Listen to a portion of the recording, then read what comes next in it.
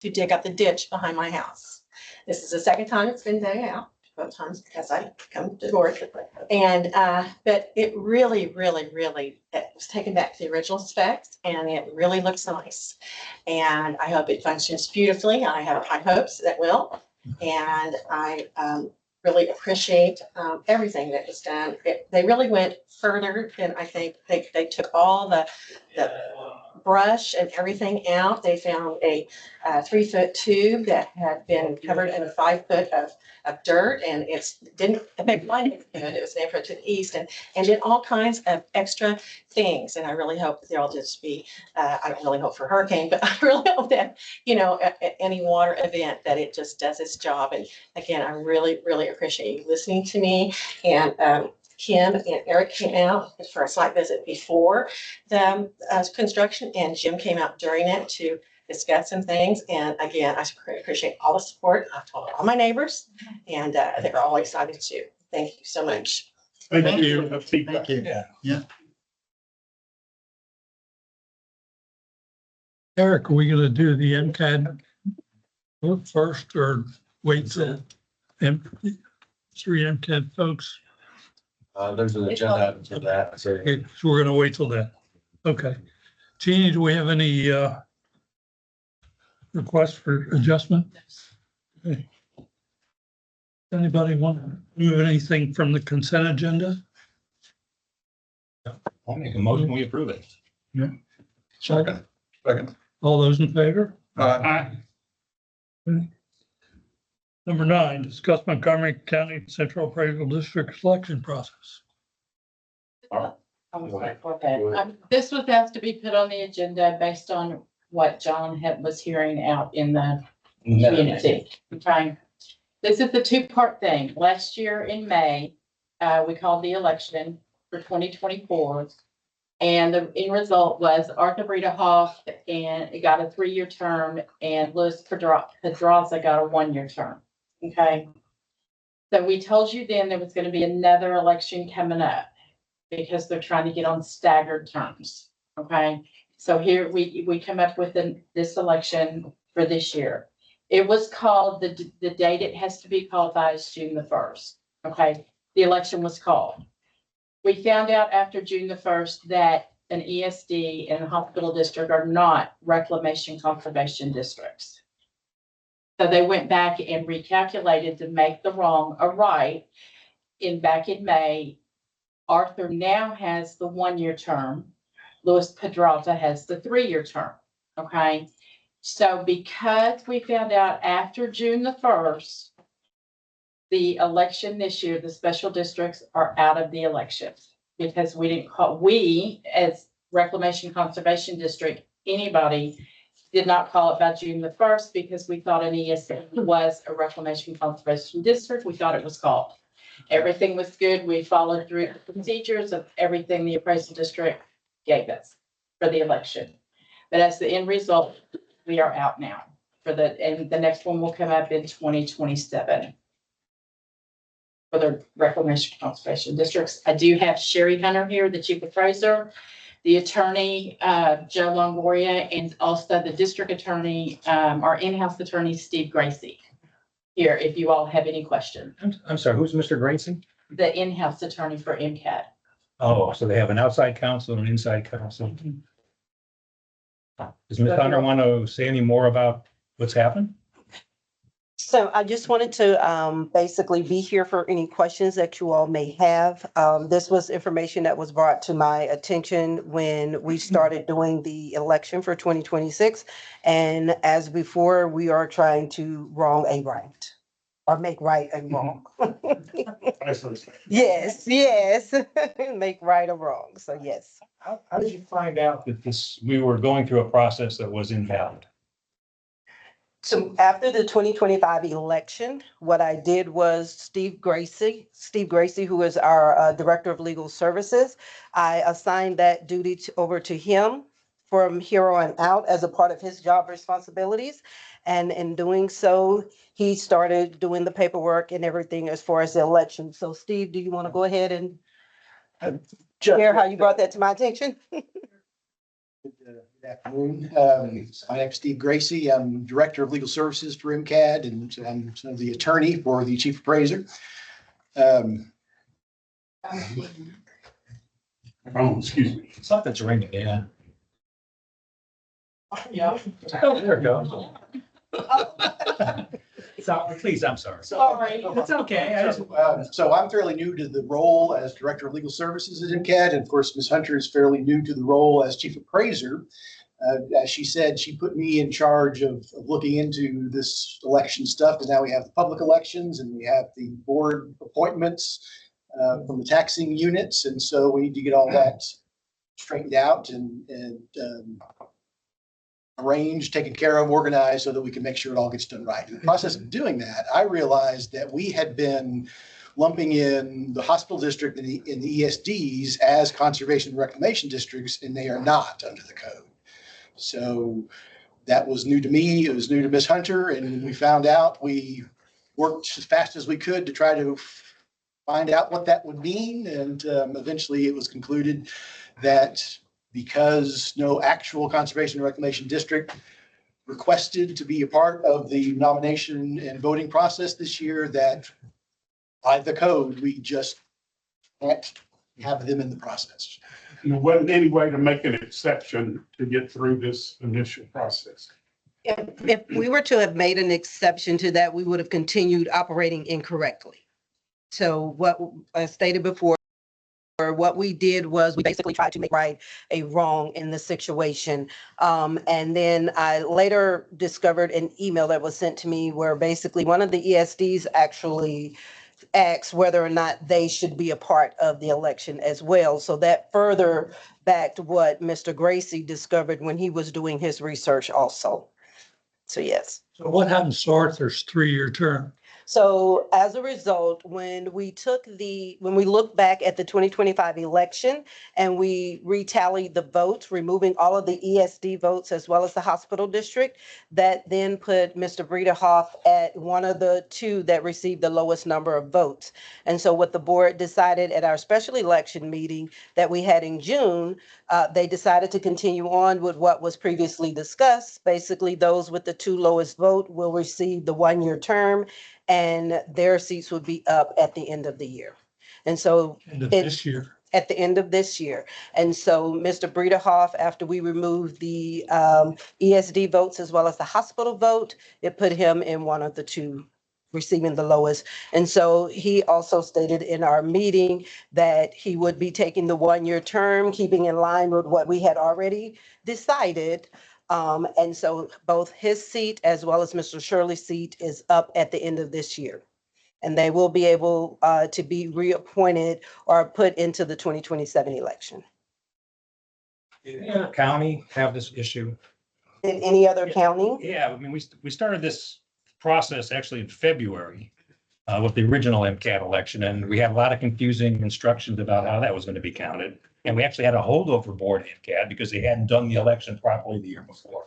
So there's a series of things that happened that made me uncomfortable and why I asked for an explanation today. Okay. So at the end of the day, and I appreciate you trying to get it right. We always want to get it right. But how many taxpayers do we have in the MUDs? Ginny? We have almost 39,000. So we have 39,000 people that are going to go unrepresented because of this fiasco. We have a taxation without representation of 39,000 residents. And I know I'm sorry you got messed up, but I think it's inexcusable as well. No other counties had that problem, and I know some got this done right. Did anybody file a complaint with the TEQ or TEC, excuse me?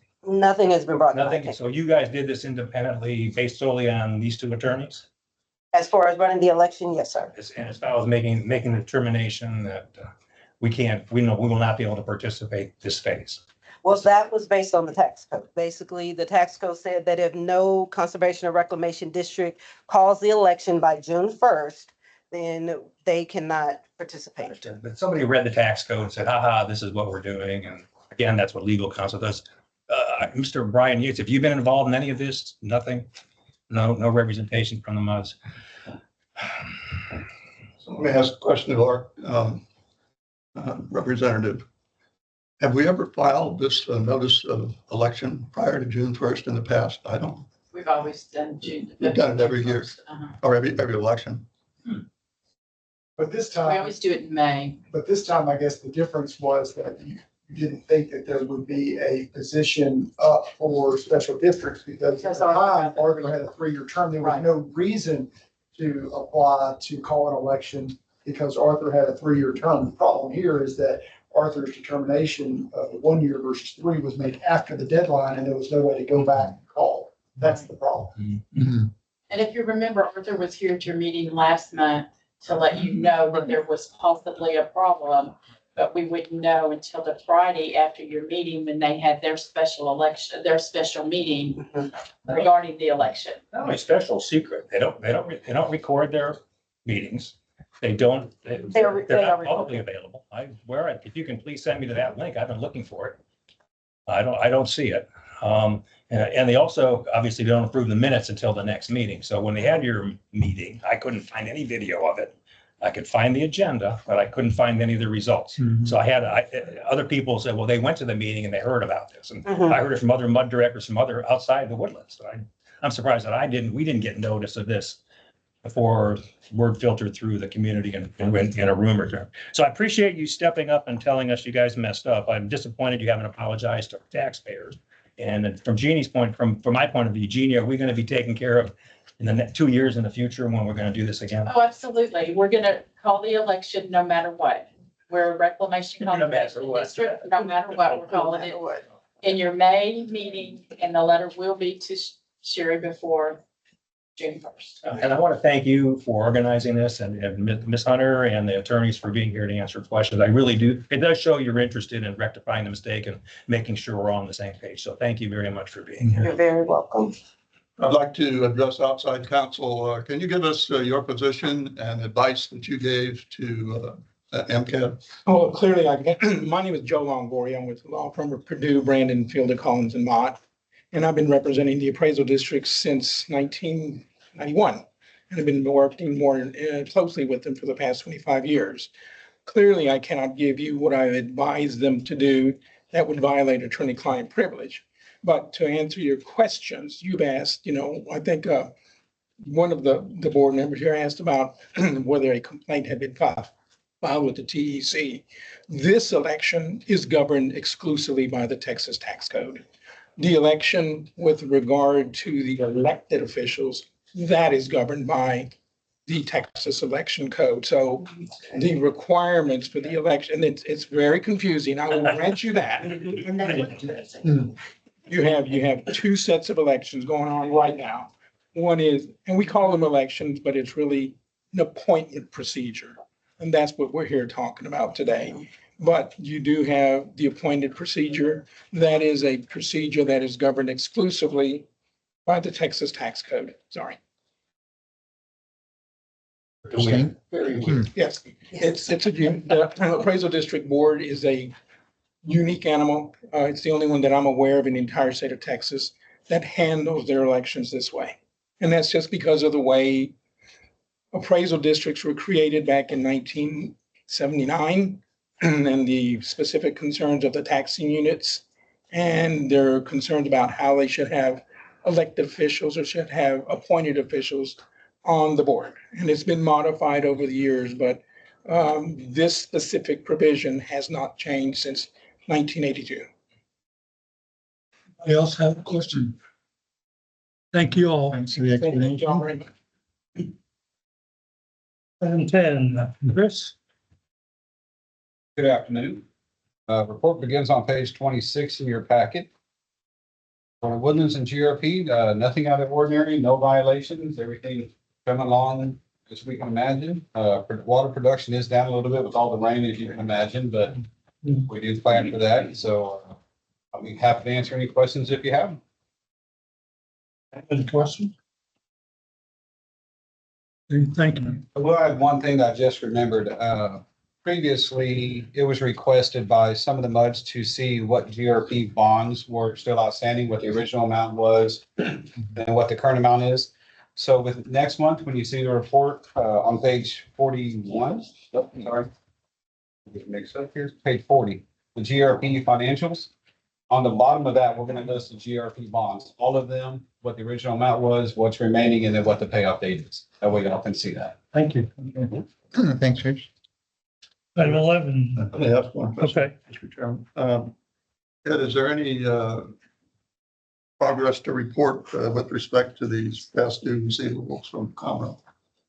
No, sir. They're still past due, and we're still negotiating with the city of Conroe on potential settlement. As a follow-up, I saw that Quadvest got taken over by another private equity firm. Do you expect any change there relative to your relationship and ongoing issues? The announcement was for another water company to purchase Quadvest, an investor-owned utility.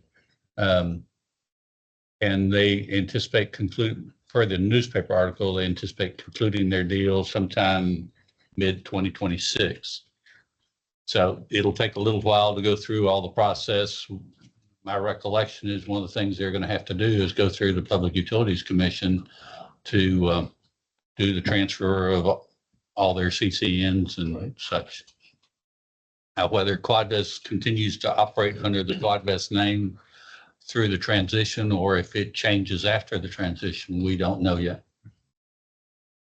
Wonder if that transaction or this sale had anything to do with Quadvest paying up? Speculation, I'm just, yeah, and it would be Probably difficult. not, because if you think back, Quadvest got current about 1.5 years ago because they needed something from us so that they could file a petition with the court. I remember. And so we said, the only way we'll say yes is you get current, and they have been current. The only thing that was deferred was legal fees, penalties, interest, and there was one other minor little thing. So that still could be a liability that somebody would have to take over. Yes. Other questions? Thank y'all. Thanks. Consider act on draft fiscal year 2026 STR Woodlands budget. All right, so there have been 2 changes recommended to the budget, beginning on page 44. These were presented at the trustees level in detail, so I'm going to give the highlights. And basically, I'm going to speak briefly from pages 46 and 47. And so the first is regarding the GRP rate. It's proposed to be reduced by 1 cent. I say proposed because Monday, when the GRP review committee meets, they are looking to approve possibly a Mid-South agreement to give Mid-South additional water, or give them some water, I guess. If the review committee approves that, and so does the River Authority Board, that means the rate would be reduced by 1 cent from what was presented last month. So the effect on that, the Woodlands budget is seen on page 48. And basically GRP's rate goes down, so therefore our revenue drops a little bit, and so does our expense. The second change is on page 47. This was related to a project in the project plan. Basically, when we presented the project plan, we showed it as being funded from R&R. Since then, the Water Development Board has stated that they will fund it via an existing bond that we have. And so we're just switching funding sources from the R&R project fund to the bond. So I have, unless you have any questions. I do. At the trustee meeting, you had a good conversation about slide 46. Some of the efforts that you got, some of the other ways you were looking at pricing surface water based on demand. Is one of those options that you're looking at a client such as the Woodlands possibly taking a fixed rate over the year and getting a better rate because they create a steady customer at a known volume and possibly reducing their surface water rates? So we're early in the stages. We, on the brainstorming session, those type of items have been thrown out, but right now we're mostly focused just on operational strategies. And so how can we actually operate the plant a little bit more efficient, a little bit steadier, rather than relating back to, cost alone. Seasonal. Yeah, no, I think it's great. I'm glad to see that effort undergo. I mean, the more as you all know, I believe in surface water, and I like the way you're approaching the problem to possibly provide more of it, like your customers at a fair price. Thank you. It's good stuff. So in other words, on this GRP rate, it's a total decrease of 5 cents from last year. Correct. And I guess, would plan to continue to just pass that through to the consumer so that that is a net reduction Yes, to all retail customers. yes. Okay. Thank you. I do have anything else? 40, what you just said about 47. I am not a financial whiz. I know we have one over here with Paul.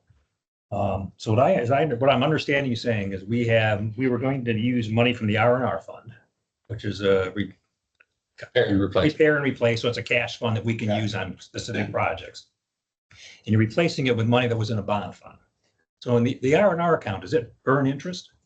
Yes. Does it earn interest higher than the 2017 bond payment interest? 2017 bond is very low interest, below 2%. Well, the interest we pay, so we do not want the interest because of arbitrage. Oh, so you can't make more money than the bond. Okay. So then how financially is that a benefit? Just so you're trading eggs for eggs or something. But so help me understand why it was a good thing. I'm not saying you shouldn't do it. Why is it good? How does it help my constituents? So one of the biggest things is I still needed money for EST number 6. That was part of the project plan. Okay. And so by being able to move this project from the R&R fund over to the bond fund, the bond could only be used on wastewater projects. And so this was a wastewater project I could move and utilize the remaining bond funds, freeing up the money in R&R that's cash can anywhere to go to EST. Makes something. Okay, thank you. So it's, Yeah, makes sense. Huh? shocking. Yeah, but it gets projects done, right? Yeah. And you had the money sitting in an account you weren't using. The most restricted funds first, Right. and then Right. keep Yeah. your most flexible funds available. Good, thank you. Wait, one more. All right, 52 page. It's nice. Have we seen this before? And it's in here. It must be important. What's up? So part of what we just talked about on page, I think it's 47, Mhm. what we're showing is just the backup. So when we're making this change on the project plan, what you're gonna see is 51 is the summary for the wastewater sheet for the project plan that's being changed. And then 52 is the actual project sheet itself for that project. So this same sheet roughly was in the project plan presented in May. So Thank you. this was the firm. Right. Now we know where the money is coming from. Right, Thank you. We approving this budget? Is that where we are? the budget, what we're looking for is a recommendation by this board to the trustee on how the trustee will vote at the August trustee meeting. we have a motion. The audit committee is in favor of this change, by the way. So recommend you proceed with it. I mean, okay, so the changes we just heard. Make the motion that the trustee approve the SGRA budget and water and sewer rates. We have a second. I will second that. All those in favor? Aye. Okay. Item 12, discuss and or act on water line renewal plan analysis completed by HTR engineers. All right, this item's on all the MUD agendas. To give you an update, there was several comments and questions that were sent in from various directors. Those were forwarded to HDR weeks ago. And then on Friday, we forwarded out the responses from HDR to those questions and comments. And then to follow up on that, there's going to be a planned meeting to have a Teams call with HDR to give them the opportunity to kind of go over their responses with the folks that sent in comments and questions. So not intending to do an all MUDs and have everybody there. It was intended for those specifically that had the comments. We've been a couple directors. I said, as long as we don't have a quorum, we don't want to create quorums for anyone to attend. But if there's other directors that maybe didn't send in comments but want to listen in, and so there's been a couple of those. But that meeting or that call is scheduled or is contemplated for the week of the 4th of August. So we're trying to get dates and times confirmed so we can shore that up, and then we'll send a notice out on that in the next couple of weeks or next week probably. I will say I did read the questions and the responses from the consultant. I think all were good. And I thought their responses were very thorough. I agree. I think the consultant, the initial report was very good. There are a number of good questions. I learned more from the additional things from the questions and the answers. The answers were spot on. I'm going to participate in that Teams call. I'm looking forward to it. Yeah. But in terms of timeline, so we're having this meeting. Then we're doing the Teams call, of answering more questions about the HDR study. And then the next thing will be the trustee meeting. Which is on the 12th. Before our MUD meeting, correct? Correct. That's the timeline of what we're looking at. Those are the next meetings. And if I'm not mistaken, last week's trustee meeting suggested they wanted to take action on the town center project. Yes, several months have looked at making action. The action would be to reallocate that project has two kind of line items right now. One is for easements and one is for design. As you recall, the design of the project's about 97% complete. And so, but since the project has been put on hold, there's information that suggests that there may be a future expansion to Grogan's Mill. If that were to occur, the current alignment of the line would actually be under the drive path of that third lane. So the line won't actually be under the road. So the idea would be to redesign the project utilizing some of the easement funds to realign it outside of the existing right of way, which would likely create the need to get some additional easements once they have it redesigned and figure out where the alignment should go. So slight realignment, redesign, and then utilizing some of those positives. And what do we know about the cost of all that, or do we know? The cost of Redesign, including meets bound survey, everything basically out the door is essentially 650 to 700,000. The easements that we need, we do not know at this point in time because you have to get through design before you actually determine what easements are needed. In your easement budget, does that include the land work that needs to be done to identify the easements? It is at 650 to 700,000. We're going to get a full package together, get it to Eric before the trustees meeting, so the trustees have that information to. I'm going to make the observation that's late, because as I understand it, you're asking, our trustee's going to ask us for advice on how to participate, how to vote at that trustee meeting. But we don't have anything telling us how to advise him that's good or bad. In other words, where's the money? How much? Let me ask them some basic questions just to help understand it. So, sorry, I've got too much stuff here. So on this small term project, which you just mentioned some basic numbers, although I don't know anything about it. Could we put the pipe in the current and the right of way? Could we put the new pipe in our existing right of way? And the existing. Is it feasible? Is it technically feasible? Technically, it is feasible. We'll set it back exactly where It is. And so what is the additional cost that you're recommending we incur to not put it in the existing right of way? The 700,000 for the redesign, we don't know what the new cost estimate would be. Could be the same. Could be the same number as we had before. Which was what? 15, $16 million. I'm trying to come up, I'm trying to understand what you're asking for, and you don't have a defined pathway for me either. If we do buy an easement, can other people use it, or is it just our? It would be exclusive to So if they have to move stuff, they can't do it. They have to go get their own easement or do something else. Okay. I believe there's some upsizing as well. I read about hydraulics, and isn't there a piece that's going to be upsized? On Six Pines, there's maybe 1,000 foot that potentially that's still under review. I'm not entirely done. Okay, and so is that part of R&R, or is that part of a capital? I don't know how this works in your world. So it's not really replacing what we have. It's an addition to. It's an improvement, correct? How does that work in improvements with you guys?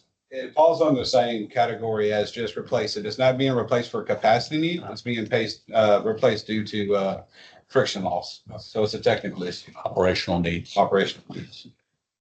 So if our trustee says, I'd like to go forward with the easement work and some of the engineering, what are we committing to?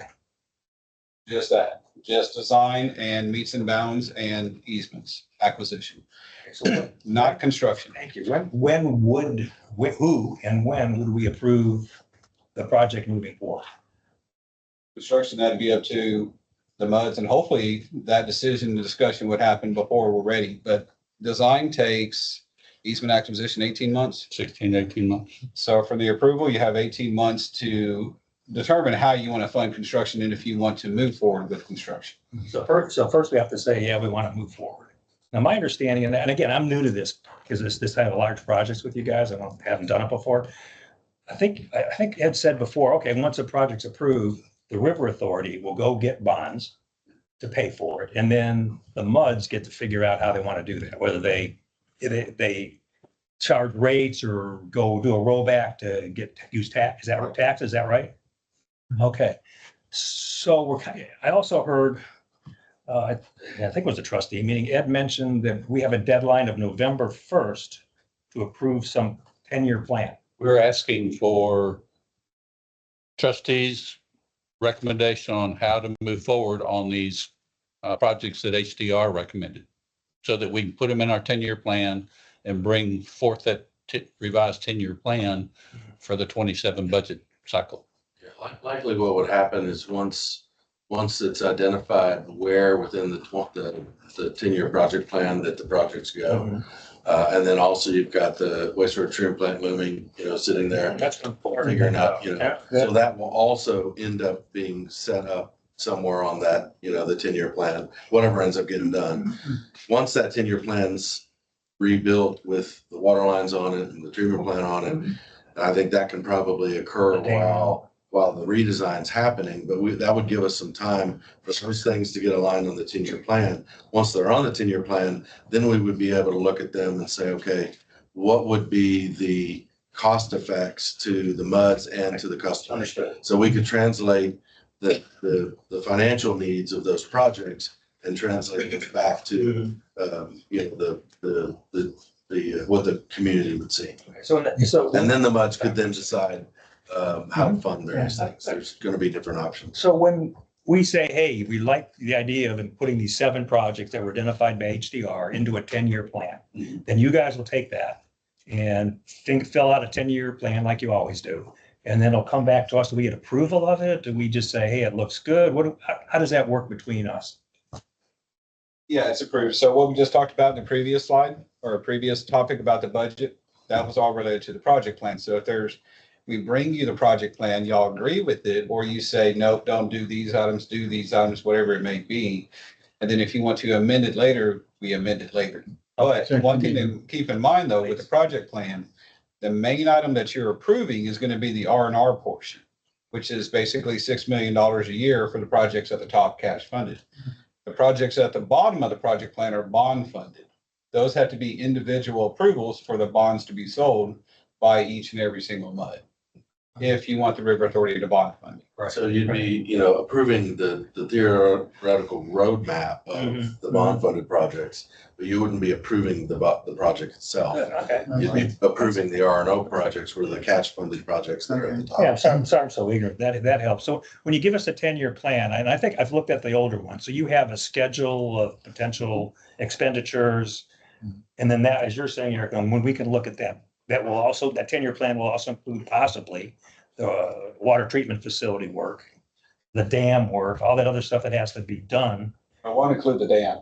The dam, we're stuck with it. That's it. the dam is independent of the Woodlands project plan. Okay.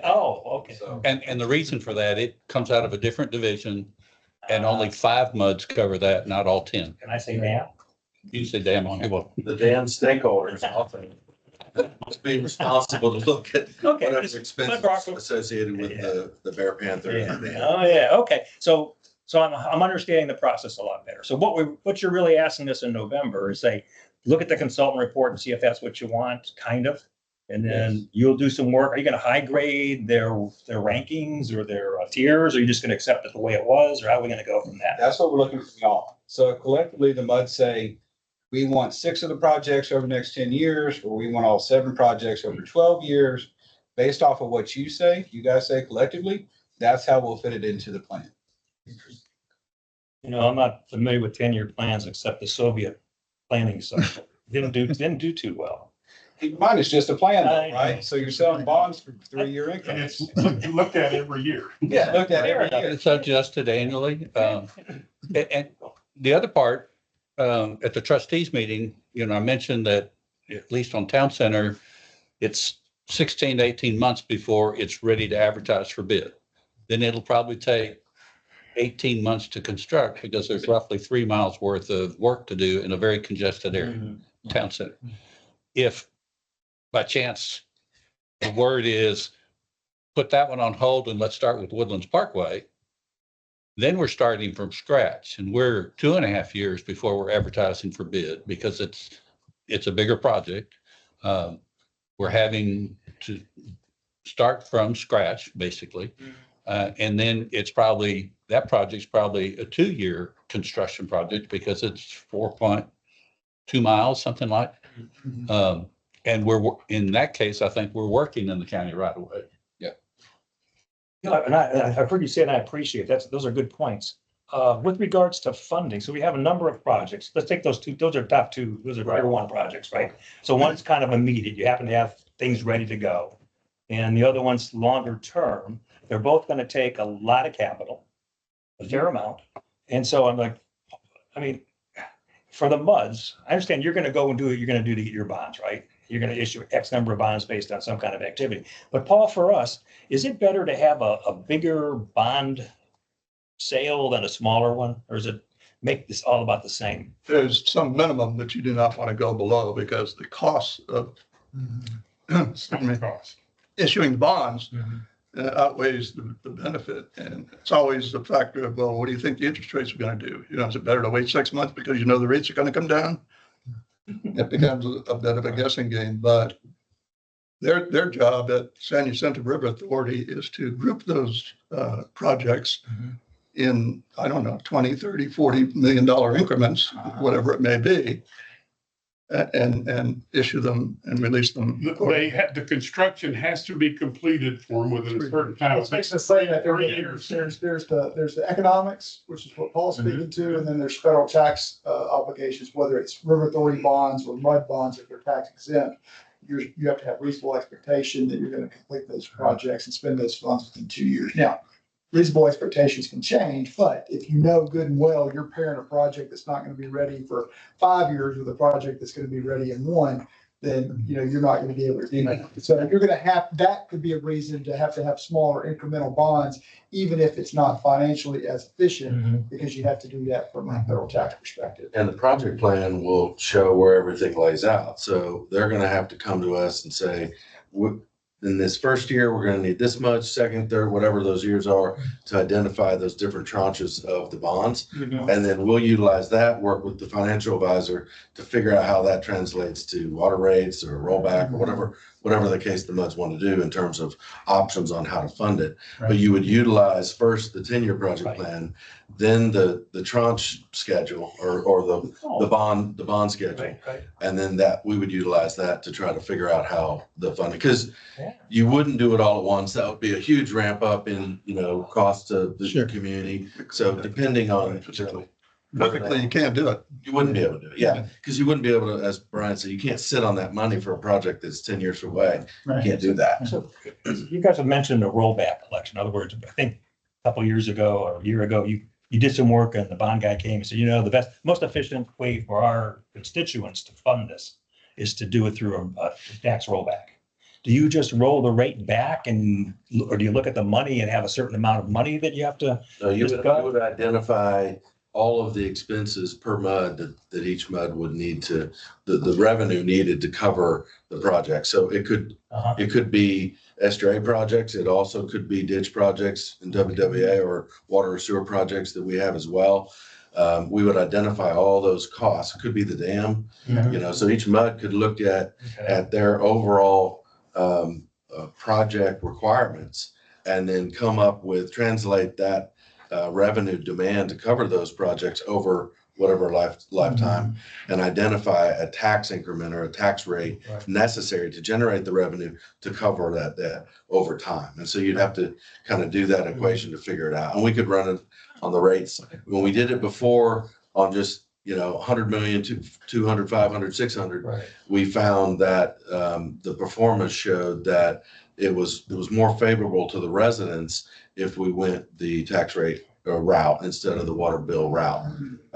You could do a combination. There's other options which I think Brian and I agree aren't as advantageous to the MUDs, but those were kind of the two top options. Right. And the reason they benefit the homeowners is that if you do it with tax, if you fund the projects through tax rates, and look, how it's really gonna work out, it's not gonna be as easy and clean and simple as it's either binary. We're either doing a rollback or we're doing a pass through on a portion of the retail rate. It's probably gonna be some combination. We talked about this quite a bit at one of the board meetings yesterday. You may end up having, some smaller increments that you say, look, we're just gonna pay for this through the retail rate, increase the retail rate to be able to capture the increase in the wholesale rate for the incremental amount necessary for the bond issue debt service. And have one go at a rollback, like, you don't want to have multiple rollback elections. You're going to No. residents. You're going to want to have a bigger package. So you may have some incremental retail rate increases and then do a rollback rate. But the reason why the rollback is more advantageous to the homeowner is that homeowners were able to deduct interest. There was a SALT, modification this last federal tax bill.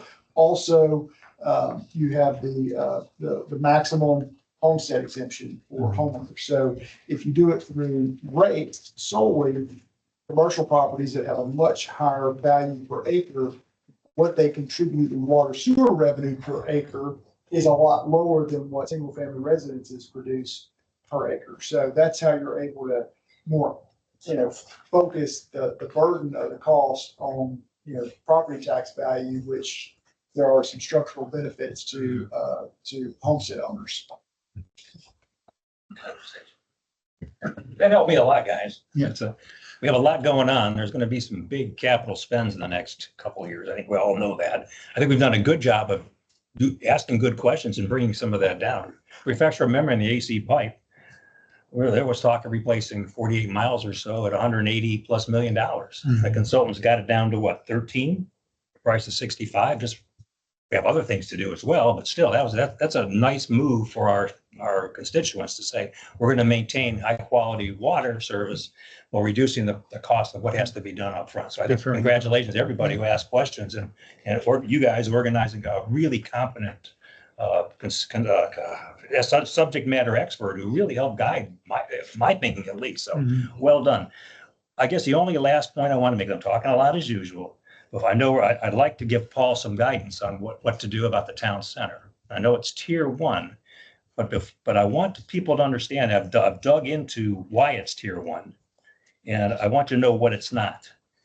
The town center project does not have the most break data. It does not have the highest break rates. It doesn't have the worst pipe condition. When you go through the consultant's analysis and look at his summary table, he identifies it as an important project, but if we didn't have the work already done on engineering, I doubt if it would be in the first tier. Right. Because he clearly said a lot of it was engineering judgment, and one of the driving factors of tiering was that the work was ready to roll. So it might be, it might not be. But I just want us to understand, we see in the consultant's tiering, he made clearly the observation that, I've done a lot of good work and I have a lot of experience, which I respect the heck out of. But bottom line, those numbers are guiding numbers. They're not finite exact numbers. So with that statement, I want us to recognize that tier 1 probably wouldn't, or a town center wouldn't be in tier 1. But I do believe, based on what I understand, that work is going to need to get done. And I would like to make the motion, if I can, that we instruct our trustee to favorably vote to start the easement and engineering work on the town center. I would second that, and then a little, discussion. I think you would agree and recommend this. You've looked at it closely. You think it needs to be rerouted. The additional easements are necessary. So would you also recommend and agree this is the right path for now for town center? I would, yes. My only additional comment is, having been involved in other forums about the Grogan's Mill expansion, in opposition to that, with the township and the commissioner, that project has been on the books, in my memory, for at least 10 years, long before the design work was probably initiated for the, so, you know, it's a moot point at this point, but, you know, if that was, you know, if this was a concern, it should have been a concern when the design work was initially initiated with the expectation that someday that road could be expanded, and it should have been originally designed with the new proposed easement. That's my only comment. So it's just, you know, as we're going through and doing a lot of these future projects, you know, with regard to water lines and what have you, there needs to be, I know, Ed, you've said, and that you're doing coordination with the county and all that, and I believe you're on it, but we have to be, this is an example where we have to be mindful of things like that, so we're not duplicating work.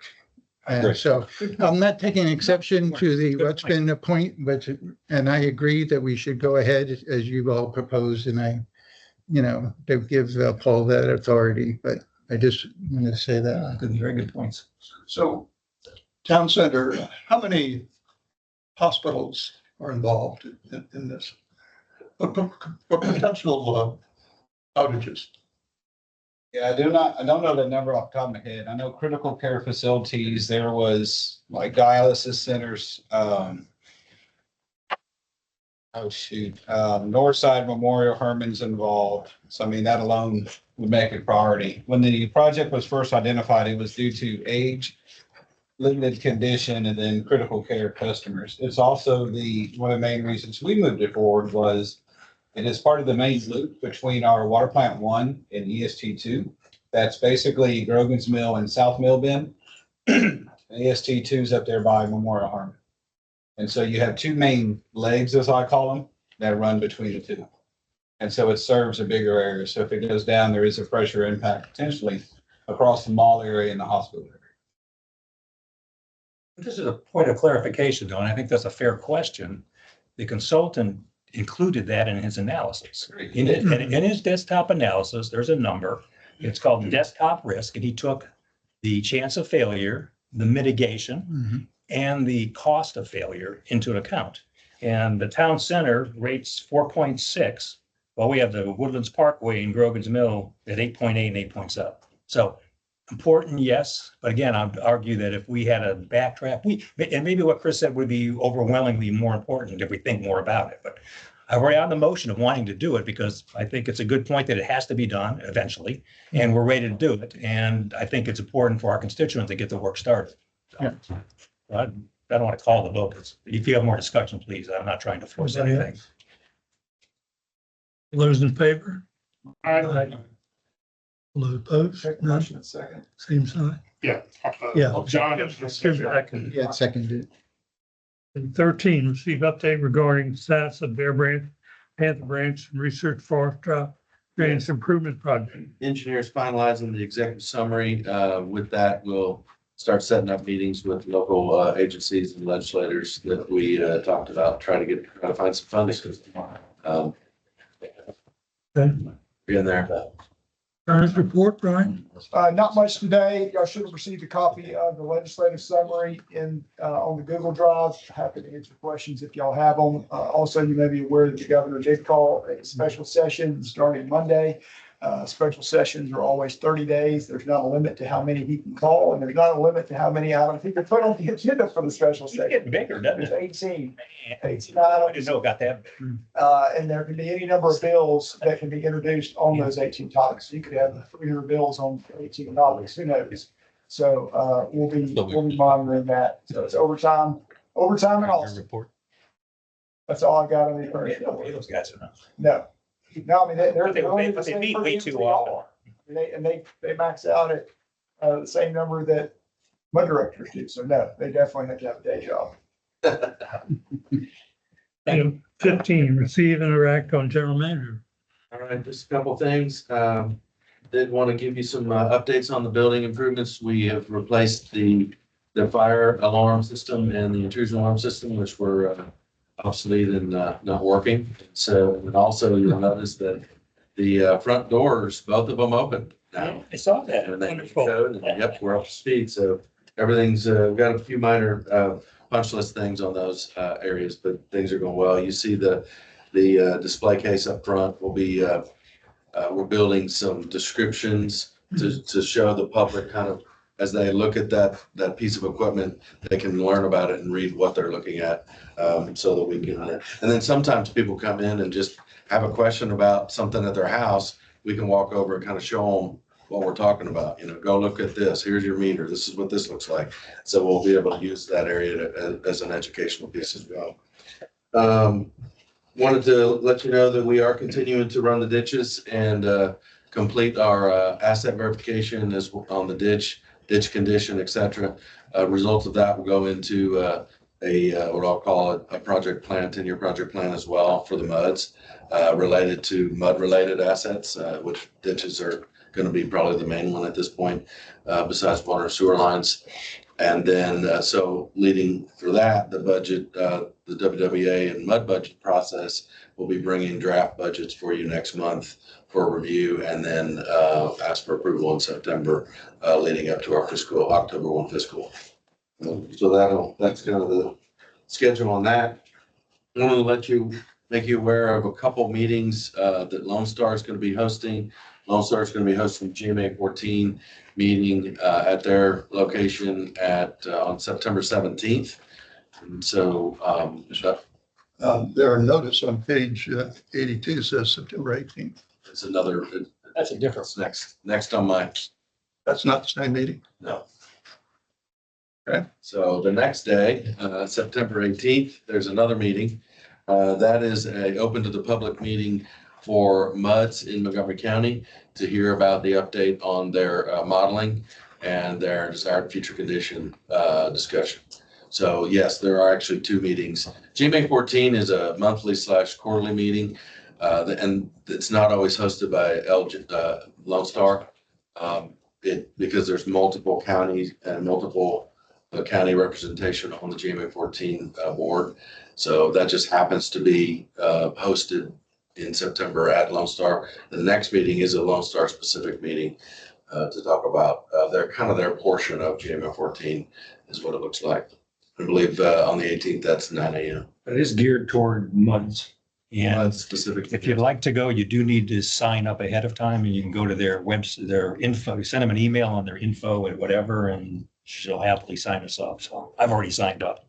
Yeah, last week, Lone Star had their regular board meeting, and there were a couple directors from MUDs, both in the Woodlands and outside of the Woodlands down the Rayford corridor, that spoke in public comment about their viewpoints on how Lone Star is looking at the aquifers and the aquifer decline and how they're managing that. So if you get an opportunity, you might want to look at that video to see just for the public comment portion. And you can kind of get some insight into what folks are getting focused on, which is good. There will be a meeting on the 21st, next Monday. That'll be a 5 MUDs meeting, I guess I'll call it, but it's on the dam to hear from Schnabel Engineering, who gave the recommendation on the dam improvements. And so that's scheduled to be at the community center at 5:30, similar to what we did at the All MUDs, same place, same time, but it's just the 5 stakeholder meetings for the dam project. And with that, a couple hours ago, we got some new news on that we wanted to share. I'll let. Oh, please. Share. Good news as well. Yeah. Remember a couple months ago, Eric came to y'all and asked for a confirmation for a letter of support to Congressman Crenshaw for an additional $5 million towards the Bear Branch Dam project. So we got confirmation today that the House E&W, I'm assuming Environmental and Water Bill, had the Bear Branch project in there for $5 million. So that goes up to, I think, for final vote at the end of the year. And if it's approved, budget wise, then funds would probably be available March, April of next year. Any action we could take would be with our representatives. In other words, encourage our mine's Crenshaw. encourage him This to is vote. Crenshaw. Yeah, so he knows to vote yes, but there's some other, our MUD's cover, have some other congressmen, don't they? No, they're all, this would all be Congressman Yeah. Crenshaw's I knew they district. redrew the boundaries, so, okay. Well, I Uh, don't have to write him a letter that he knows what to do. No, he knows what to do. And he's been successful. Remember, he's been successful in the past. He's gotten us money for lift station 21 or 24. And then he's also got us the initial 3.6 million for Bear Branch. So, and then you'll hear a little bit more about total cost Monday night and what the local match needs to be. With that, I'll kick it to John for Wait, the. one question, gentlemen. Some of the other meetings you guys have been discussing whether the director should have an email contact with the residents, and you've been done some good work on it. Could you tell us what's going on? Because I know I'd like to have mine there. Sure, yeah, I was gonna talk about that. in the Oh, ST meeting. sorry. That's fine. We can talk about it. There's a couple MUDs that had actually asked for it to be on their agendas. So they're gonna hit it directly, but there was a request to inquire whether or not to provide director personal information on the website so that the community could reach out to you if they needed to. We had some concerns, cybersecurity and other concerns about physically putting your email address, listing it there. What we've identified is that we can provide through the website, through some drop-down menus and a fill form for the community to find you if they want to, and send you an email through identifying you, and then they would click on, the particular director that they want to send to, and then there'd be a form where they could fill out a comment, and when they hit send, that would go to the email address that's on file for whatever email address you're using. Then at that point, it would be in your email to deal with. And so we can do it and still be safe about it from the earlier concerns that I had. Did they identify why putting bob@gmail.com on your website was a risk? Just Because you're gonna get slammed with spam. For number one, and number two, they would then potentially be able to get in. Into your system? Yeah, it would be difficult, but. I guess that I was just curious. Be Yeah. possible. I believe it's curious. Thank you. So we can certainly entertain that in the future, or I can put it on the agenda if you're interested, but we can do it. Will you need us to all approve it as a unit, or do we come to you individually? Or how would you eventually need our approval to get it on the website? I guess either one, if you want to be consistent about it or not, however you want to handle it. Hadn't really thought about. Our president. It wasn't on the agenda. No, not today. No, I was curious what he had an update, and I was curious what it was. That was good. We can put it on the agenda for next time. Next time. Yeah, we can do that. Another question before we leave. Probably should have brought it up on Bear Branch, but Maureen, have we heard from the arbitrage expert about our requests? Yes, we have. We got an interim report yesterday. Did he denounce his prior letter and reverse his position? I love your positive approach. That's what we want. So we've taken it, we just looked at it, actually in between meetings. I've asked Maureen to follow back up with them about a question on one of the subsections of calculations. But the portion that was put up by other MUDs in cash that we were concerned about that being part of the calculation, that's been addressed. So there's an amount that's owed. In what way? That it's not calculated, the rebate's not calculated. So this should be, as we talked about before, should be an incredibly, for the most part, an incredibly simple exercise because the interest rate's zero. Right? So anything over the principal amount is to be rebated back. It doesn't get much easier than that. And then there was a secondary question about the grant funds. And by definition, it's a grant, it's not a bond. So it seems to me it would be Well, excluded as and well. that money hasn't been provided yet. So Well, Paper. we have an account at the bank. Mhm. So how did it get there? Well, I think what you're talking about are the bond funds that the district has, received from actually Texas Water Development Board. And so, It's the 1.1 million Grant, approximately, I don't believe that's included in the calculation, but we can also verify that as well. yeah, so there's two components. And again, we need to just have them go back and, reconfirm that it's itemized as it should be. But there's a portion that is just for the amount that is in escrow from the bond proceeds. And that's the part that should be incredibly easy. Whatever was received in bond proceeds, should be the base, and whatever's over that would get rebated. So I think there was 218 or so thousand or 220,000 of interest earned on that amount. And this report shows 218, probably from the slight timing difference. So that makes sense. So, but for our financials and to record our liability and our expense.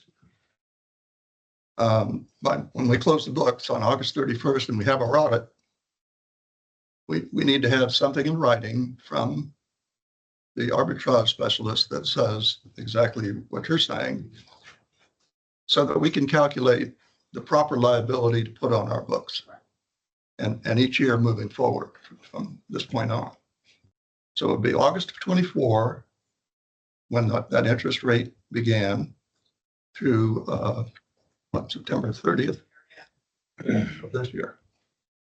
There is another sub portion. That's the part we're asking them to go back and just triple check. That is interest earned on the funds in the debt service account. So you've got funds in the, what you call the escrow account. Those are actually the bond proceeds, but then you have to pay debt service principal and interest on the bonds. And that goes into a debt service account where there's commingled funds for however many series of bonds that you have outstanding. So you could have 10 series of bonds. This is one of which, it may be on a par pro rata basis. Maybe it's 5%, 10%, who knows? So they've got an amount that needs to be rebated that's attributable to this bond issue. And I just want Maureen to, double check with arbitrage compliance that is only the pro rata portion of the overall debt service that's attributable to this bond issue that's having that interest calculated on it. So Not the complicated calculation that came up with the 57,000. well, it's going to be a little bit more complicated there because they've got to make sure that they're isolating the portion of the debt service funds that's just attributable to this bond issue. And then what is the amount of interest that's being earned on those funds for whatever period of time that they're actually in the account. You don't keep debt service funds in there. You have a reserve amount, so there's going to be some pro rata portion of the reserve. And then for a small period of time, you've got the big slug of money that goes in there to make the twice a year payments. Twice, interest, once a year principal. So there will be some interest calculated on that period of time that the larger slugs are in there over and above the reserve. Okay, sorry. John? My report will be slightly less complicated than that. Page 77, starts your communication report. The community working group, part of the infrastructure renewal communications campaign, met on July 1. They received a presentation from Corolla there. It was a very well attended meeting, great information, well received. There'll be a 6th meeting coming up, likely some point in September. Not sure yet. Perhaps, probably on the water line assessment, but we'll let you know when that next one is scheduled and what the topic will be. Community Impact did publish a piece on the community working group in their digital edition in June. If you missed that, you can scan it here and read it. It's also printed in the back of your pack. Page 79, got some stuff on social media for you. Reminder to check in on our social media feeds every now and then, see what we're posting, keep your thumb on it. While you're there, please take a second to like us. That really helps us grow the reach, just hit those thumbs up, and that helps us out a lot. So they're more visible.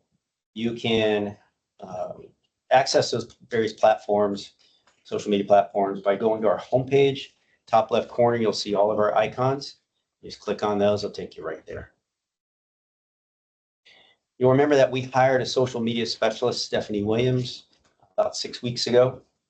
She's been working hard and I'm really pleased with the outcomes thus far. So in the 6 weeks since she began, on Facebook, we've seen 150% increase in views over the previous 6-week period. Well, that was all me. I just signed up for Facebook and I got you guys, and I gotta say, you're doing a good job. I have to look at it. What's the rainfall? Let me look. You're doing a good job. So please get your up. No, I tell everybody about it. I like it. Good, good.